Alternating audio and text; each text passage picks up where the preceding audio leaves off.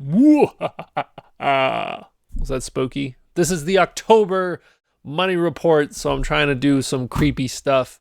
October, in a nutshell.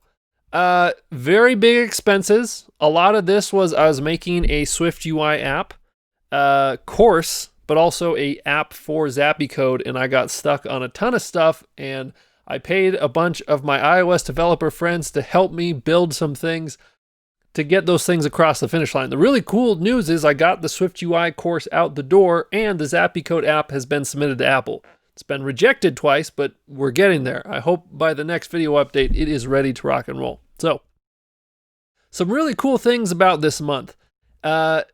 So I know you look at the expenses and you're saying $1,400 and only $500 in revenue. This is probably the biggest loss easily in a month, but this is the biggest revenue by far ever. Like, let's go to the money here. Look at for 2020, there's been $1,500 total for the entire year. This month was more than a third of the entire year. That's pretty cool. That's pretty awesome news. Now, I realized when I was looking at this, I got all pumped and I was like, this is amazing, da da da da da.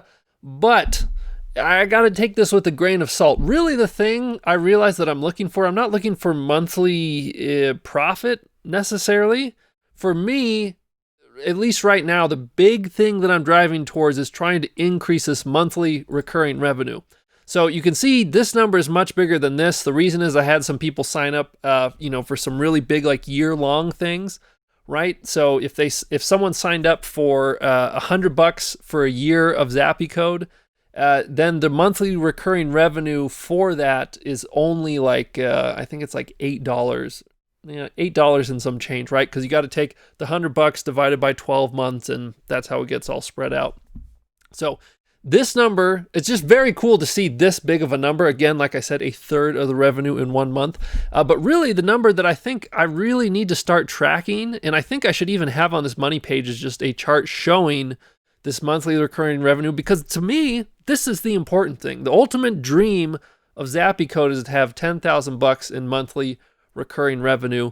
And so I think I should start putting it on there. So I did for this month, and I hopefully down the line we'll have something a little bit more official that is actually charting things out. So expense breakdown, everything's basically the same as before, except freelancers, very big. Again, that's because I needed a ton of help with Swift UI, but I feel much more comfortable with it.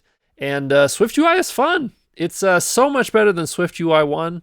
It's like actually usable now, and it's been a blast making my own app and that course that I put out. It was a good time. So as far as looking forward, I think the really big thing is I've realized I've done a lot of building. Like I've worked on the ZappyCode website for so long, and now I've got the version 1.0 of the app coming out, and that stuff is all fine. It's good to build. I think I should always be refining the product here, but I got to learn how to market. Like, I can keep building and building and building, but if no one sees it, it doesn't matter. And I think there's a really good argument for if just the better product you build, the more word of mouth you're going to get. But I don't see why I can't try and do some of both, because I'm having a little bit of lack of faith that, just building is going to turn this to what it needs to be, to get to that $10,000 in monthly recurring revenue. So me personally, my goal for the end of the year is to get the monthly recurring revenue to $1,000, which right now, again, is at 300. It's kind of scary to think how that's going to happen. I'm a little bit doubtful, but I got to try some things to make it happen, because again, the infrastructure is in place. Like, I've got a very functional website that's up and running that people can subscribe to. I've got tons of courses for people to check out. That's all working. It's just I got to get people there. So I think the app, getting in the App Store, should eventually, I don't think it's going to be an immediate impact, but down the line, it's going to be a way for people who are, searching on the App Store for learning to code. Hopefully they find the ZappyCode app, and then they download, and then they sign up for a membership, and boom, they're part of this monthly recurring revenue. The other thing is for people who are already members, they now can watch the courses on their phone, or I'm working on iPad support, Mac, Apple TV, so that, this is like a better experience for them. I saw on Twitter, someone had posted Walt Disney Company. I don't know what year it was. It was maybe the 60s or something, but did some sort of chart like this that showed all the different parts of their business and how they're all connected. And so I kind of tried to do this for myself, and like the monthly membership number, that's like the big thing for me. And so I, was mapping out how all the different things connect to that. And yeah, I think the apps, provide an inflow of new members into Zappy Code, but also existing Zappy Code members. That's a really nice perk for them, and hopefully makes them want to stick around longer and use this more. And if someone even comes to the website, if I can show, hey, you can watch this on the web or your iPad, your Mac, whatever, and eventually if I can do Android, like, I think that's going to make things even more convincing. People are like, oh, this is on multiple platforms? Yeah, this must be, I think it gives more legitness to what's going on. Legit.